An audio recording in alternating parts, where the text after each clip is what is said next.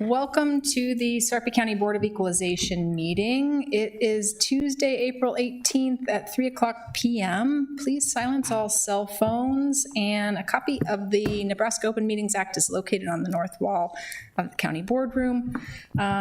Today we have with us Commissioners Klug, Warren, Mixon, and Burmeister. Commissioner Kelly is out of town today. Please stand for the Pledge of Allegiance. Pledge allegiance to the flag of the United States of America and to the republic for which it stands, one nation, under God, indivisible, with liberty and justice for all.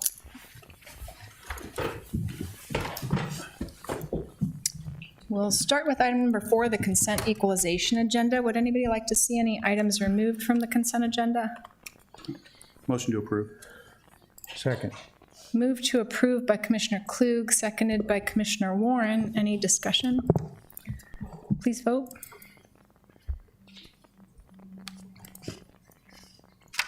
Ayes 4, nays none, absent Kelly, motion carried. I already forgot to say that our county administrator, Dan Hoynes, is here, and Kendra is here in place of Deb Hotelling, our county clerk. And we also have Dan Pittman here today. Did I miss anybody else? Dan Talakis. Dan Talakis is here as well. Thank you, Dan, for keeping me in line. I need all the help I can get. Item 5.1 is tax corrections, 17160 to 17161, tabled from April 4th, 2023, and 17182 to 17187, Dan Pittman, County Assessor.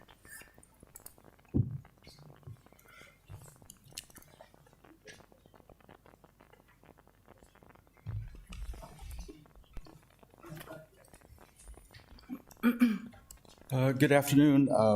There's one item on this list, Oath Holdings, which is a large refund. We need to do some more work on that, look into that, why that's happening. So we'd like to ask you to, I'd like to ask you to table that for a week. I'll make a motion to table until April 25th. We're just tabling one number, or which ones? All of them? 17187 is that number. Okay, got it. So are we approving everything else? You know, Correct. that's a good idea. Yeah. It was moved by Commissioner Klug to table number 17187 and approve the remaining items. Is there a second? Second. Seconded by Commissioner Mixon. Does anybody have any questions for Dan or comments? Please vote. Ayes 4, nays none, absent Kelly, motion carried. All agenda items having been addressed as published, the Board of Equalization is adjourned and will reset for the Board of Commissioners. You ready? Welcome to the Sarpy County Board of Commissioners meeting. It is Tuesday, April 18, 2023 at 3:03 p.m. We have present today Commissioners Klug, Warren, Mixon, and Burmeister. Commissioner Kelly is absent. We also have Kendra in place of Deb Hotelling for County Clerk, and Dan Hoynes, our County Administrator. We'll start with awards, proclamations, and presentations. Item 3.1 is Nebraska Association of County Officials NACO Spring Update. Elaine Menzel, NACO Legal Counsel.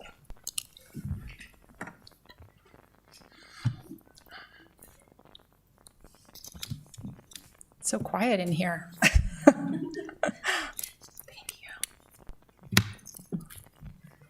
Good afternoon. Thank you for having me. Well, I invited myself, but thank you to Deb for working with me to get scheduled on here. I know some of you, but for those I don't, I'm Elaine Menzel from the Nebraska Association of County Officials, one of the legal counsels there.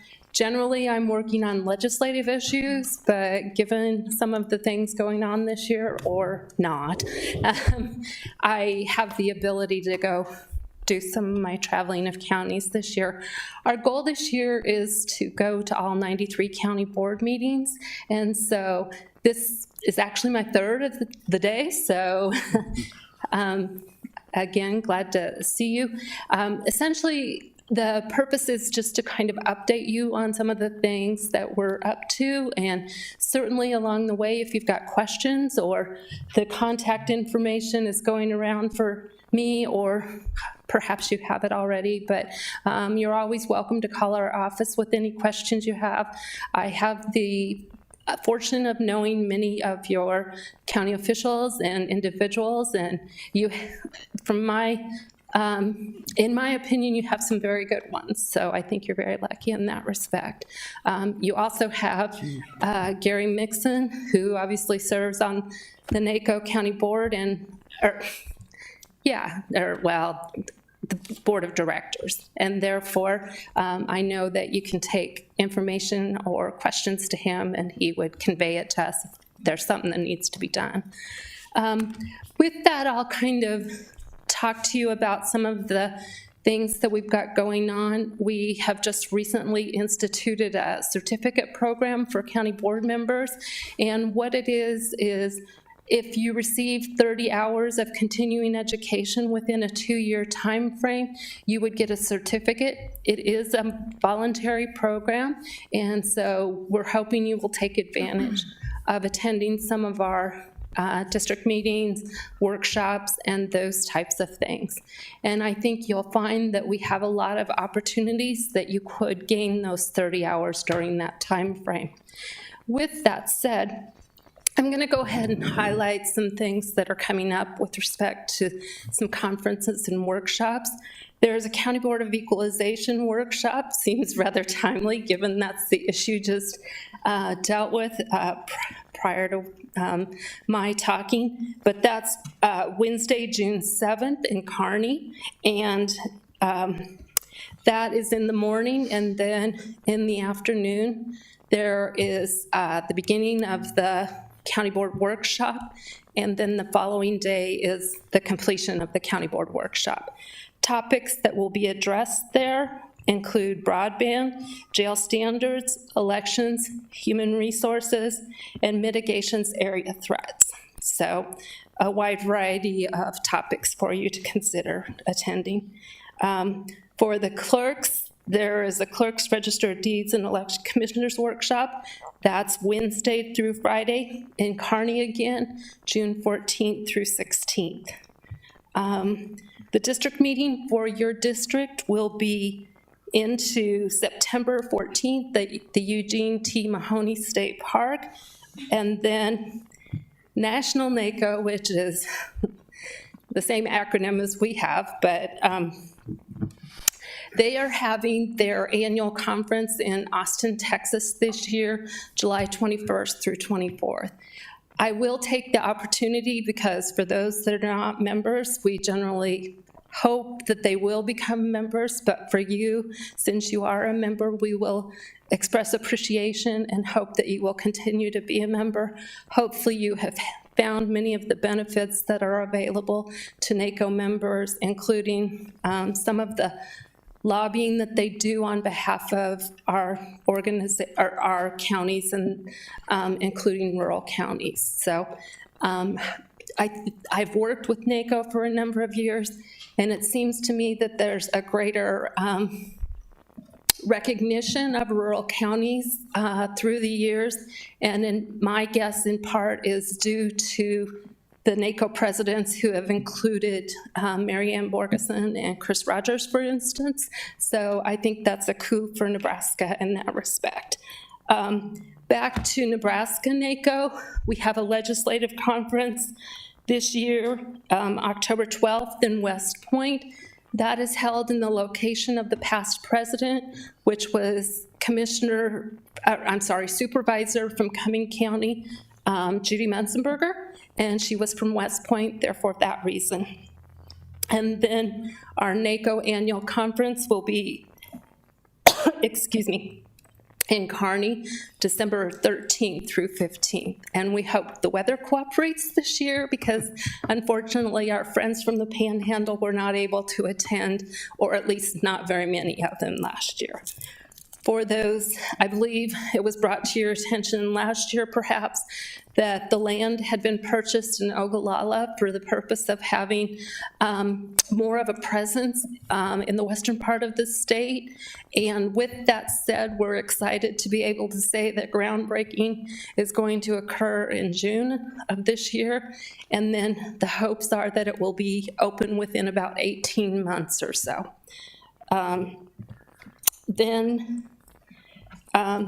I think my next series of things are related legislatively, but I see your fantastic lobbyist is here, so I won't steal his thunder, with the exception of one issue, and that's inheritance taxes. And this year, what we did is we retained a third-party organization to do a survey of the Nebraska voters. There were about 500 voters that they surveyed, and what was beneficial for County Story is that while nobody wants to be taxed, and that was evident based upon the results, when it comes time to evaluate which taxes they would prefer, inheritance tax is really low. They would want changes to. Inheritance taxes are really low on the totem pole. So essentially, income taxes and property taxes are high up there, and the desire is that they be more changed. The good news with respect to legislation at this time, the constitutional amendment that would outright repeal that was not prioritized, nor was it and it had a late hearing, so that means it's probably not going to go anywhere this year with respect to the constitutional amendment anyway.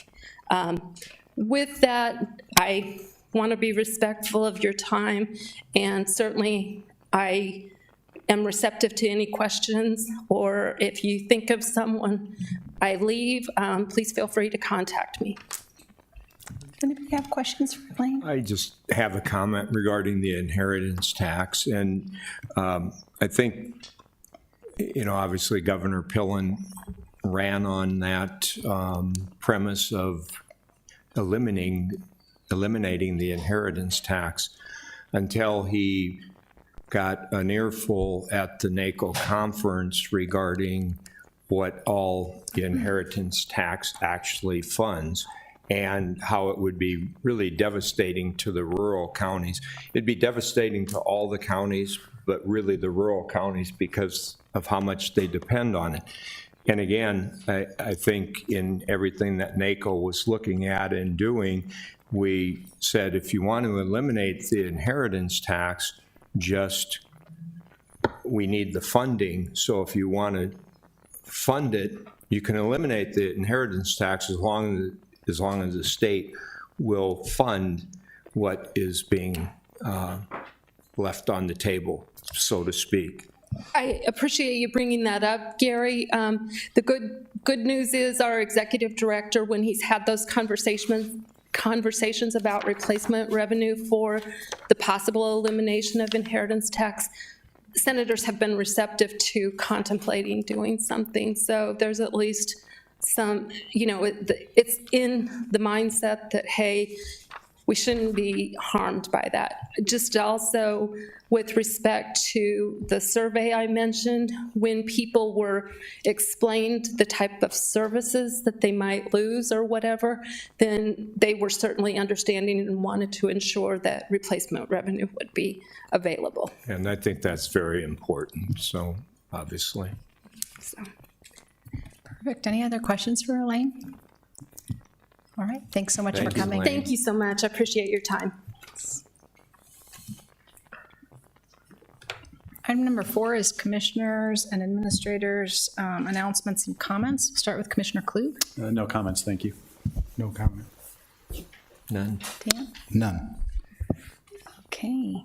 We will move on to the consent commissioners' agenda. Item 5. Would anybody like to see any item removed from the consent agenda? Motion to approve. Second. Move to approve by Commissioner Warren, seconded by Commissioner Klug. Any discussion? Please vote. I'm not seeing a button. It's not coming up. Nothing. I can do it manually Oh, if I you'd like. have one, do you? You may enter it manually. Sure. Okay. Please. Commissioner Klug was the Okay. second. Okay, and then, Thumbs up. yep. There it came. We good? Yep. I don't have it, but still I'm a don't. yes. Okay, I'm gonna put Maybe minority I'll allowed. redo this. There we go. here. Nope. There we Ayes go. 4, nays none, absent Kelly, motion carries. Item 6.1 is a public hearing and resolution 2023-105, rezoning from AG, AGD, and RE2 to AGR and RE2 for a subdivision to be known as Buffalo Ridge Lots 1 through 5 and Outlots A through F, being a replat of lots 4, 5, 6, 7, and Outlot A, Schulting Estates, Sarpy County, Nebraska, generally located northwest of 180th Street and Buffalo Road. Applicant Buffalo Ridge Estates LLC. Jason Kubicek, planner. Thank you, and good afternoon, Commissioners.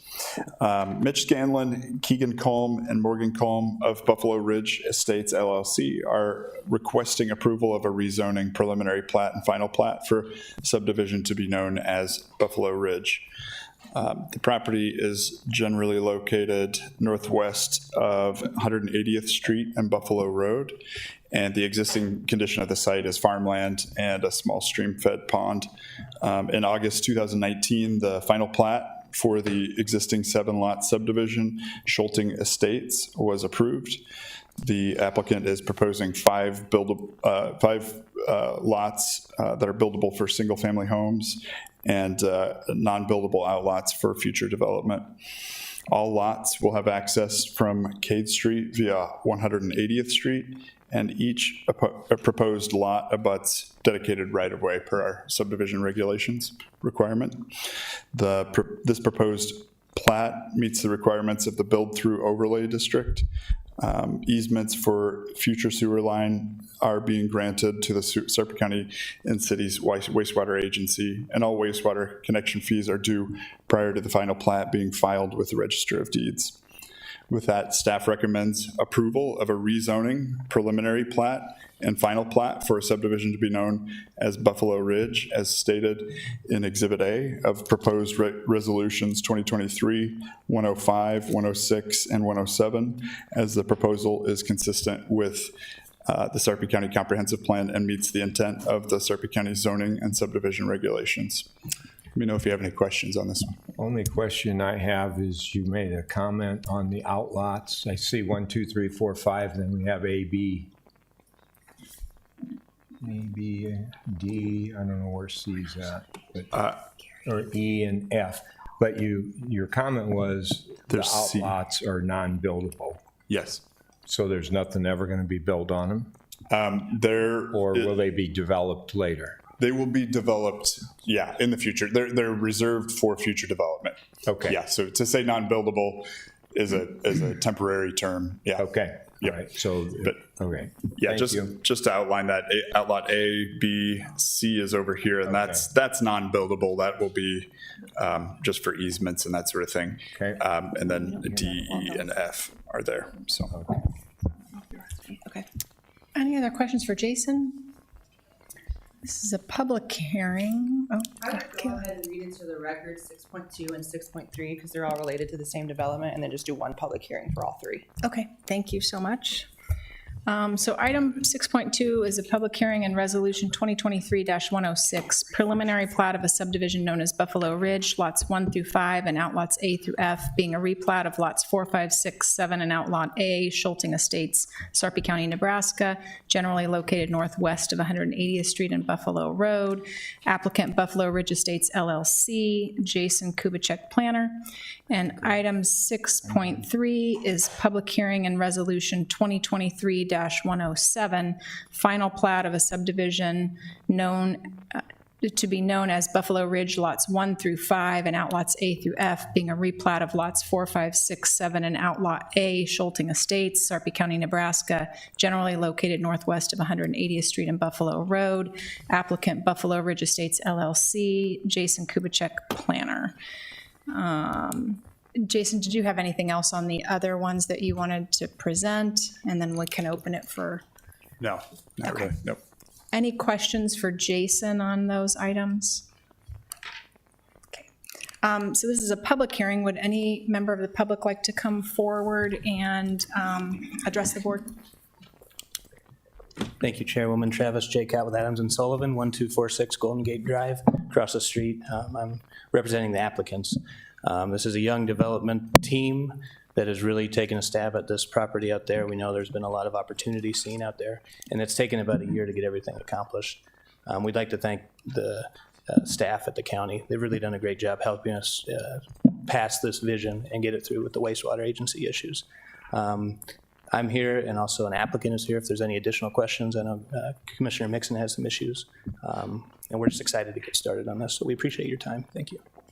Any questions for Mr. Jacob or for the applicant? Just on the outlots, what are you looking at down the line? Same group owns them, correct? Right, and there will be an HOA that'll be enforcing the covenants in this area. And there will be the residences will be on the buildable lots, and then they'll each own an outlot as well. So the outlot will just be open area owned by the residential plots. So they go to the 5 lots. Yep. Each one will have an outlot. And if anything wanted to be put there, such as nothing permanent, no permanent structures can be built there. But if there were to be anything built there, they would have to come before the commission and get approval. Okay, great. Thank you. Just a question. I don't know if Mr. Colm has any prepared comments he would like to give to us? I figured that. Yeah, I figured that. Thank you. Yeah. Anyone else? Okay, we'll close the public hearing, and we'll start with 23-153. I make a motion to approve. Second. move to approve by Commissioner Warren, seconded by Commissioner Klug. Any discussion? Please vote. Ayes 4, nays none, absent Kelly, motion carried. Okay, the next one is 23-154. I'll make that motion to approve. Second. moved by Commissioner Warren, seconded by Commissioner Klug to approve. Any discussion? Are you seeing your votes? No. We're having some connection issues, so let's just do it manually. Warren and then who? Yes. Klug Klug, okay. comes up if you refresh it. Please vote. I don't have a vote, but I'd be for. Okay. Angie. Ayes 4, nays none, absent Kelly, motion carried. Thank you, though. The next one, 23-156. I would make the motion to approve. moved by Commissioner Warren. Is there seconded by Commissioner Klug to approve? Any discussion? Please vote if you can. Yeah. Motion. I would Jim, are you say for? for, yeah. Okay. Ayes 4, nays none, absent Kelly, motion carried. Okay, and did we get them all? Yep, all the public hearings, now we're done with the subdivision agreement, we're good. Thank you. Thank you.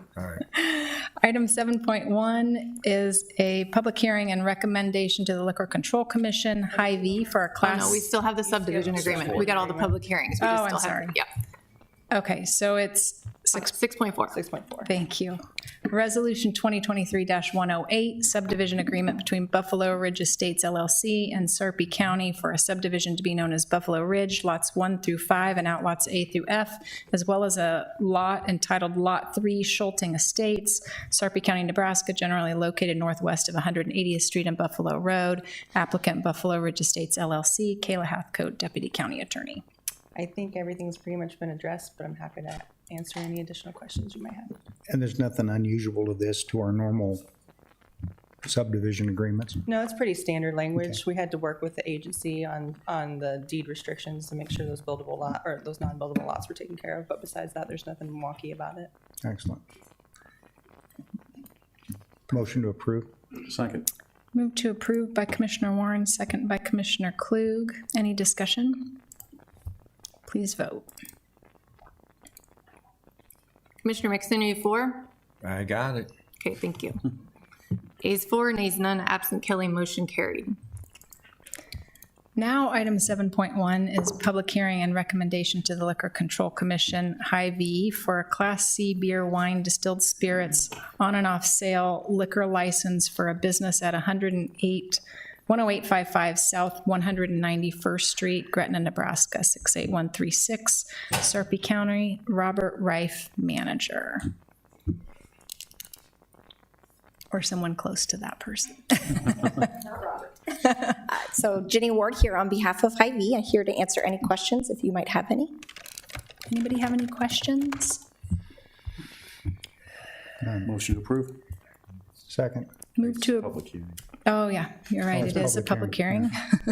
I'll open the public hearing. Does anybody have any comments or have any questions, members of the Simple, public? simple comment. Welcome to the Gretna area. Thank you. I'm very excited. So is Gretna. Keep the beer cold. We will close the public hearing, and I believe it's moved by Commissioner Klug to approve and seconded by Commissioner Warren. Any discussion? Please vote. Ayes 4, nays none, absent Kelly, motion carried. Item 8.1 is Juvenile Corrections Report, Tammy Steemsma, Juvenile Services Director.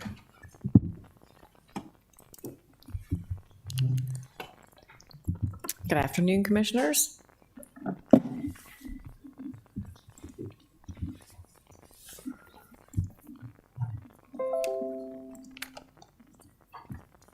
Just get my report up here.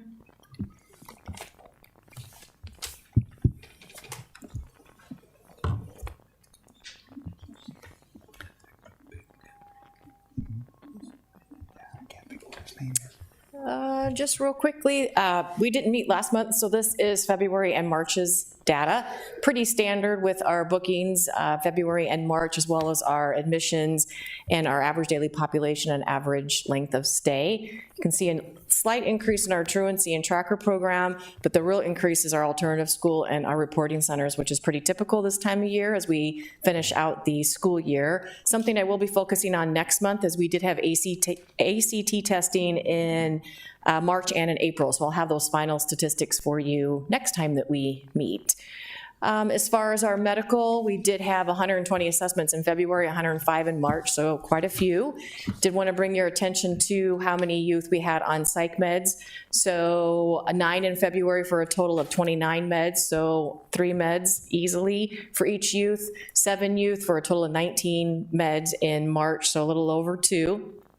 We did have 2 ER referrals in both months, 31 watches in February, 30 watches in March, and then we did have to have 2 EPCs in March. And then I did just show our usual graph, or our map anyway. We did not add any new counties for February and March, but you can see we do have quite a few youth in detention and several days of stay. And here's our March month. And then I know Commissioner Kelly is not here. However, he asked me one of the last times that we met at a previous meeting if I could just show our population trends.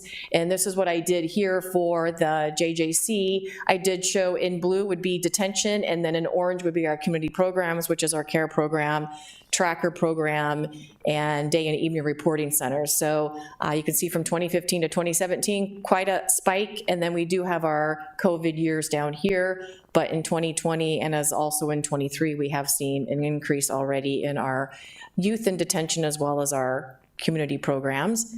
And then I also did another graph for the average length of stay. So our average length of stay really did increase in 19 and 20 and in 21, 26 just down, or in 22 just down ever so slightly. But I think that's going to be the trend going forward. Can I answer any questions? Questions for Tammy? Trend downward or upward? Upward, definitely upward. Thanks so much, Tammy. Thanks, Tammy. Thank you. Item 8.2 is Community Corrections Report. Jake Burse, Community Corrections Director.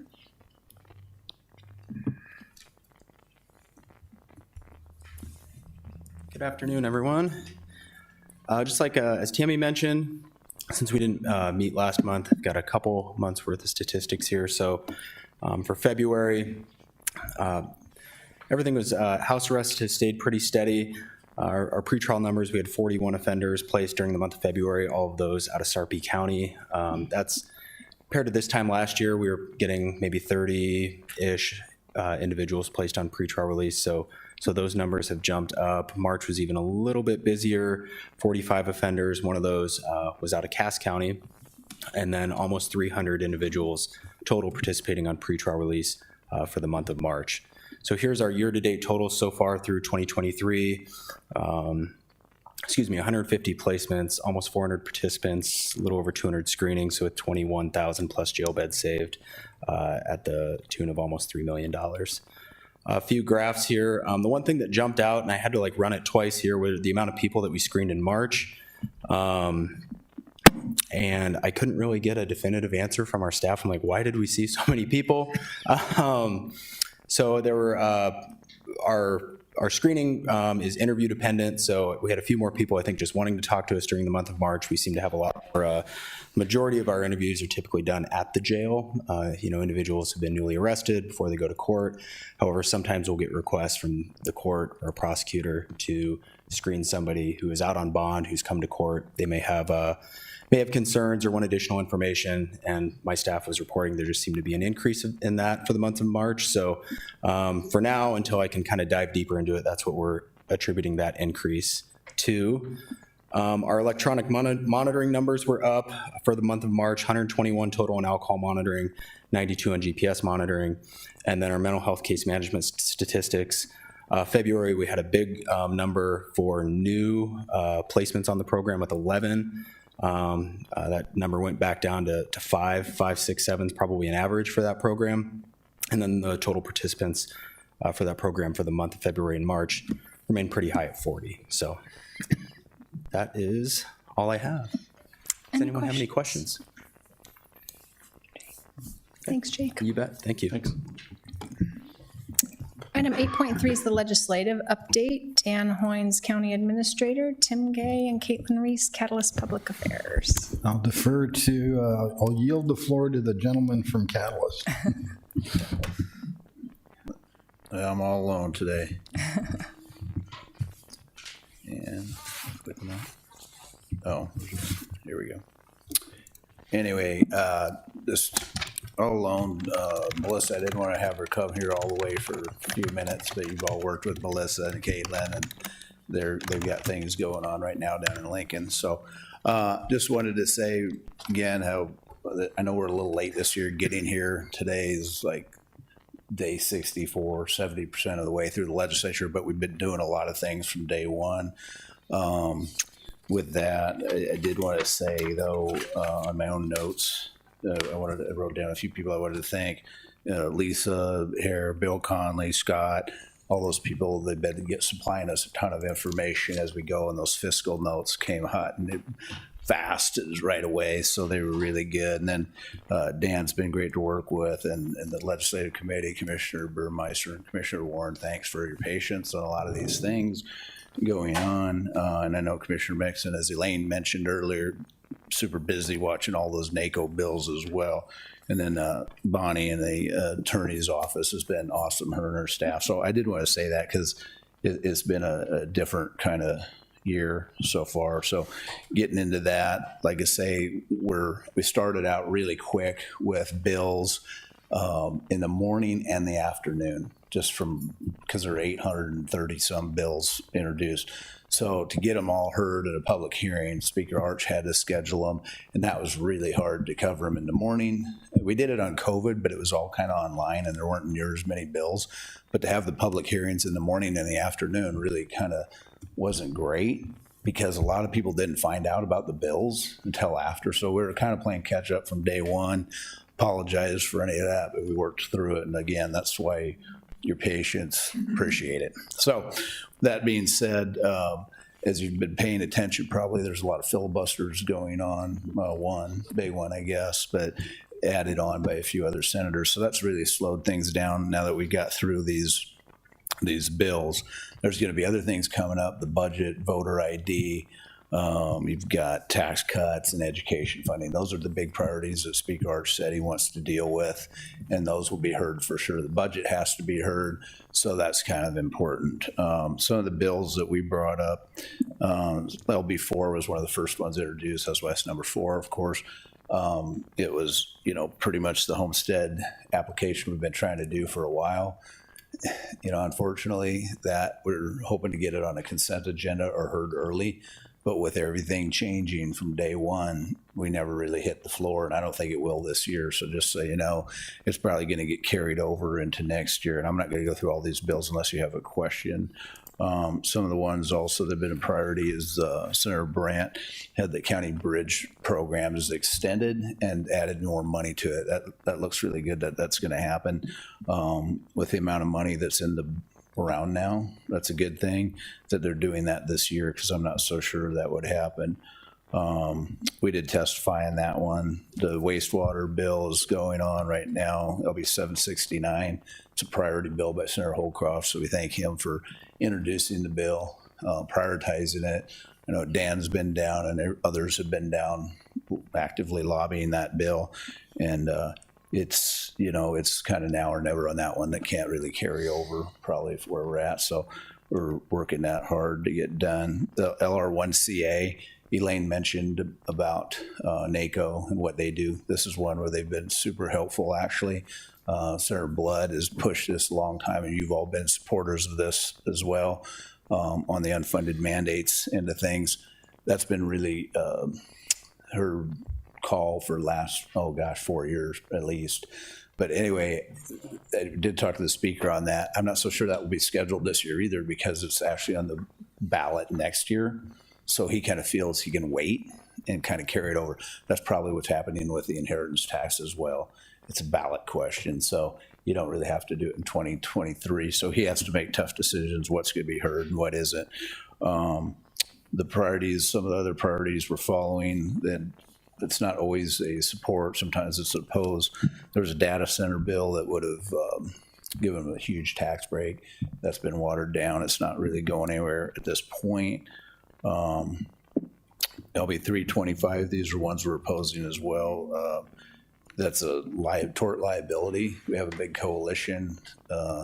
Reason we don't like that bill, it expands the liability of all of you to a lot of new cases, and it would add a lot of work to the Attorney General's office, County Attorney's office, anybody. It just opens you up to a lot more lawsuits. So the sovereign immunity that the states and counties and government get, that's what that kind of is. So we're working with schools, county, League of Municipalities, and others. And that's really driven by NACO as well, and NERMA actually on that one. So that's still, it was a priority bill actually by the Judiciary Committee, but it's still locked up in committee. So that's kind of going out. And with that, I'm going to back up a little bit because I wanted to speak about Judiciary Committee. So Senator Geist was on there, a strong opponent of that bill. Senator Bolson is probably going to be appointed and kind of take where Senator Geist was. She's really good. She's an attorney. Well, she's only been there a few days, but she seems really good for your case.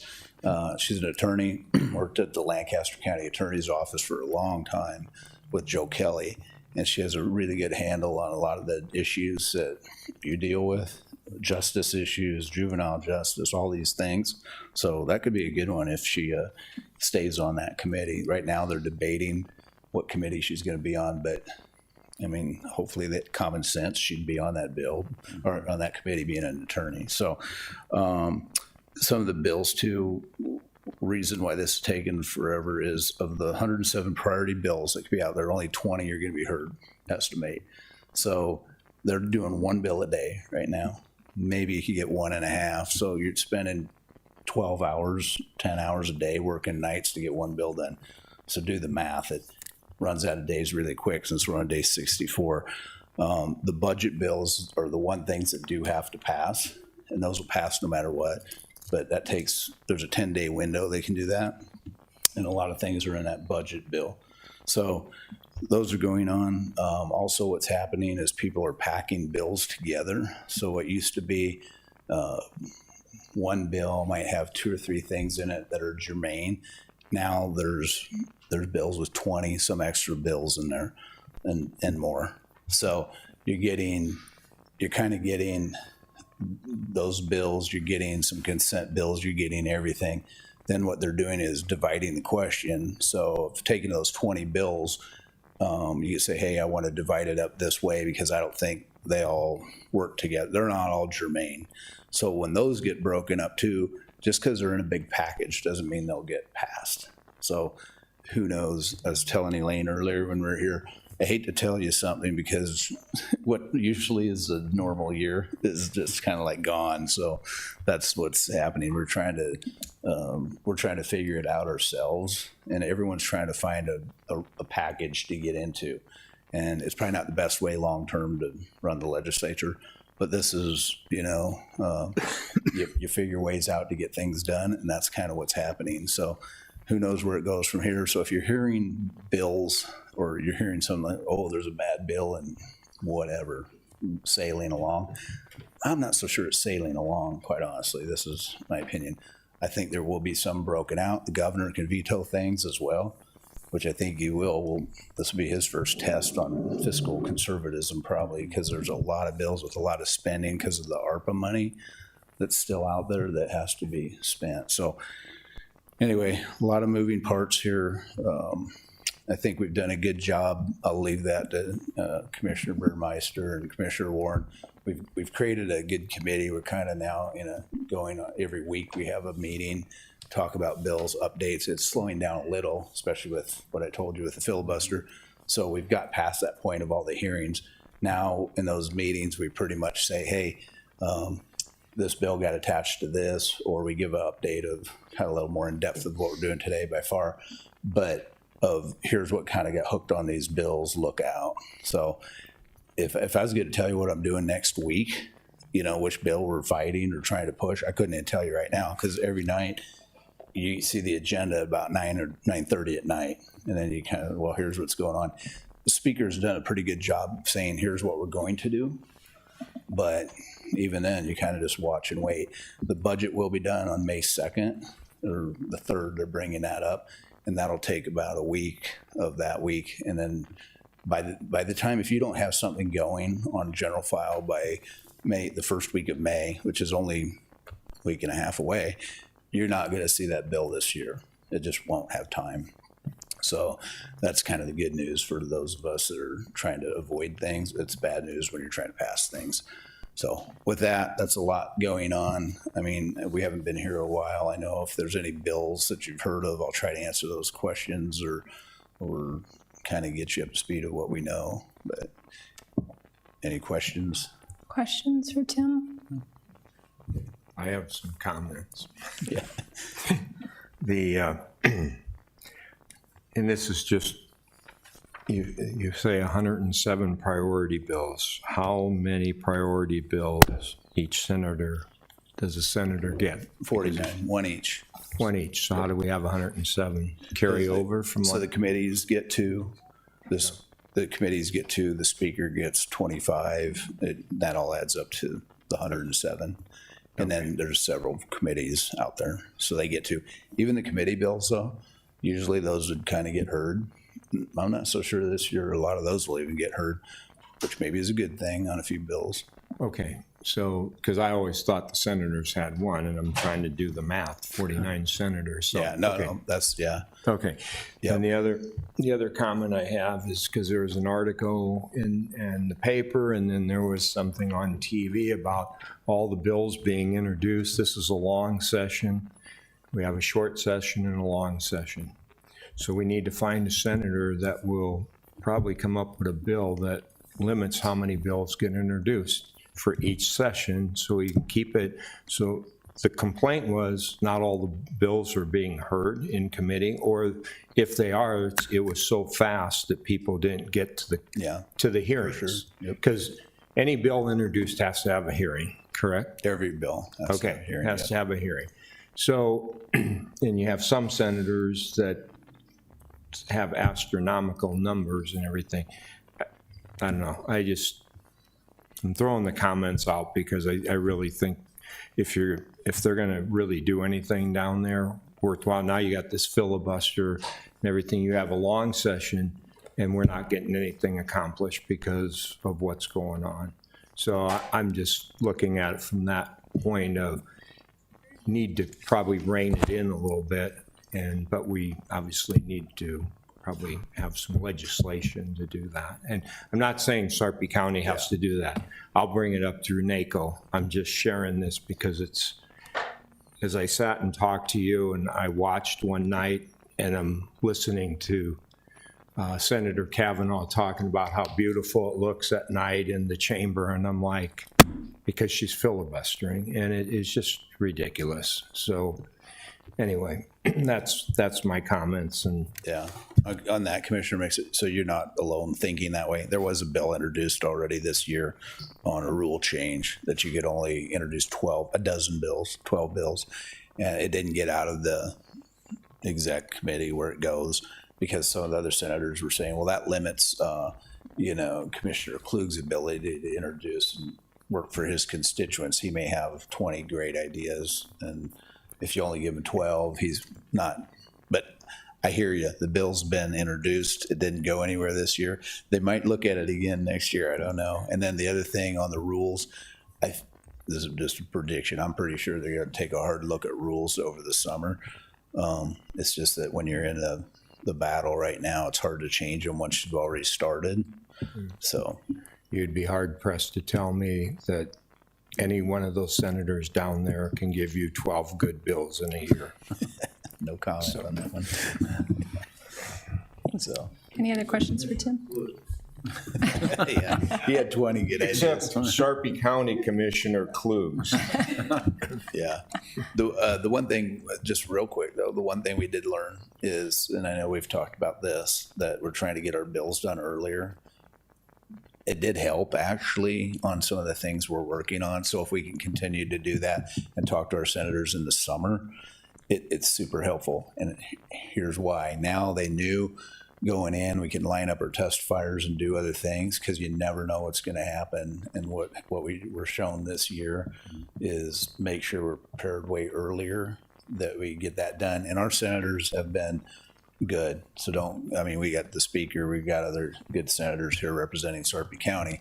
So we're kind of fortunate that way. But that's still to help them out. We still need to be early. And I know, we talked about that a little bit, and we'll do that. So in our head, that's going through too, of like what's going to be done next year. So if you got ideas, let us know. Summer's not that far away, thank goodness. Yeah. But thank you for the opportunity to serve you. Thanks so much, Tim. Item number 9 is an executive session. For the protection of the public interest, I move that we go into executive session to discuss legal matters. Second. Moved by Commissioner Warren, seconded by Commissioner Mixon to go into executive session. Any discussion? Please vote. Ayes 4, nays none, absent Kelly, motion carried.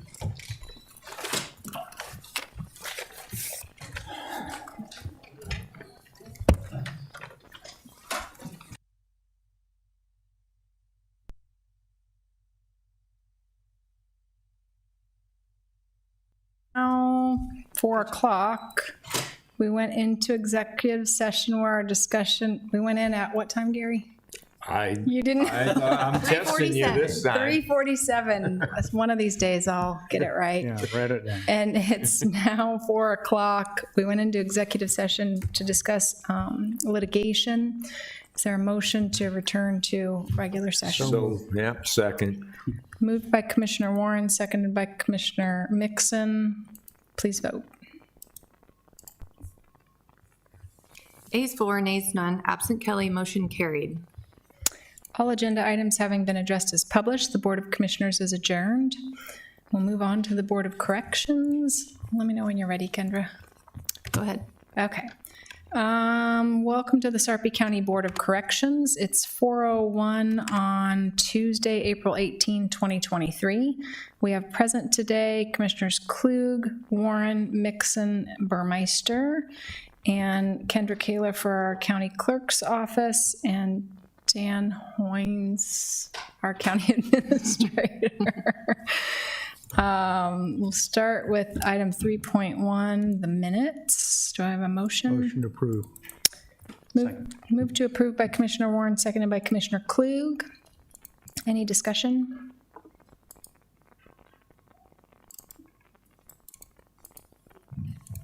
Everybody's vote. A's for?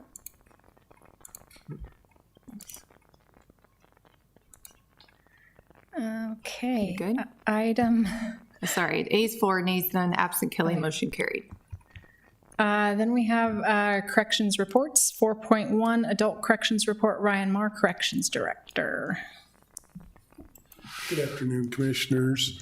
Standard report this month. If you look at our average daily population, we're between 155 and 165, pretty much stable at that number. We've been there for several months, so I anticipate that's about where we'll be in the summer, which puts us in pretty good shape going into the facility. Also with the report today, I included some charts from our board retreat in January, and I'll go over all those details with you as we tour the new facility this afternoon and update you on where we are with all of our inspections. But I'd be happy to answer any questions that you may have about any of those reports. Any questions for Ryan? All right, thank you. Okay, item Thanks. Item number 5 is our quarterly jail inspection.